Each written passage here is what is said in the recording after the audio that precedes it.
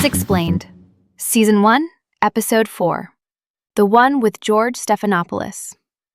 It's early in Friends' first season, and the 6 core characters are still finding their footing. Ross Geller, Monica's older brother, is freshly divorced after his wife Carol left him for a woman. Rachel Green, Monica's high school friend, has just started over as a waitress at Central Perk after leaving her fiancé at the altar. Monica, Chandler, Joey, and Phoebe round out the group, all navigating their 20s in New York with varying degrees of success. So this episode splits into 2 tracks. Guys at a hockey game, girls at a slumber party, and both are really about people trying to outrun their feelings and failing hard. It starts with Ross being maximum Ross. Chandler and Joey show up with Rangers tickets, pretending it's a birthday gift, and Ross immediately clocks that they just had a spare ticket and couldn't decide who got to bring a date. Which is already funny. But then Ross checks the date and realizes it's the anniversary of his first time with Carol. He just shuts down, wants to go home and think about his ex-wife and her girlfriend instead of watching hockey. And Joey volunteers to do that instead. No malice, just pure Joey. They do drag Ross to the game, but he keeps spotting reminders of Carol everywhere. A woman's boots, a peach pit, the first frost outside. Chandler and Joey are losing it. Meanwhile, Rachel gets her first paycheck, and she's holding it up to the window, pointing at her name, so proud. And then she reads the amount. She genuinely wants to know who FICA is and why this person is taking all her money. Has anyone been more betrayed by payroll taxes? And then her old Long Island friends drop by and make everything worse. One's pregnant, one's got a huge engagement ring, one just made partner at her dad's firm. It's a parade of everything Rachel gave up. And Rachel's big counter is the chocolate blobbies on the cookies. That's her career highlight. Her friends aren't even mean about it. They just genuinely cannot fathom that she's staying. One of them treats it like a gap semester. Which is brutal because Rachel can barely imagine staying either. She's not confidently building a new life. She's terrified it was the wrong call.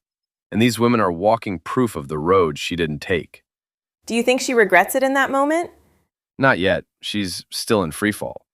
At the game, Ross finally gets into it, screaming, having a blast, and then a puck nails him right in the face. They end up in the ER. And in the ER, the gut punch drops. Turns out Carol wasn't just his first, she was his only. One woman his entire life. That hangs in the air for a while. Joey immediately clocks the problem. Hockey was a huge mistake tonight. Chandler goes the other direction, calls it sweet and romantic, waits a beat, then calls him a freak. Classic Chandler. The anniversary of his only relationship and the move was hockey. Incredible. Back at the apartment, Monica and Phoebe throw everything at cheering Rachel up. Trashy magazines, cookie dough, Twister. Then the credit card company calls because she hasn't used her card in weeks, and that triggers the full meltdown. Everyone she knows is getting married or promoted, and she's pouring coffee that isn't even for her. Phoebe tries a beanstalk analogy, and Rachel twists it. What if they gave up everything and got nothing magic in return? Nobody has an answer. Monica and Phoebe are stumped too, and suddenly the whole crisis is contagious.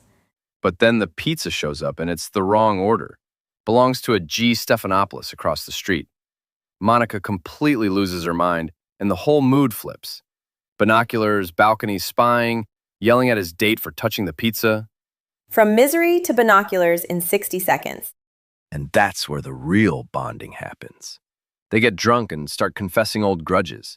The fake Valentine, the rebound hookup 2 hours after a breakup, the goose disguised as vegetarian pate.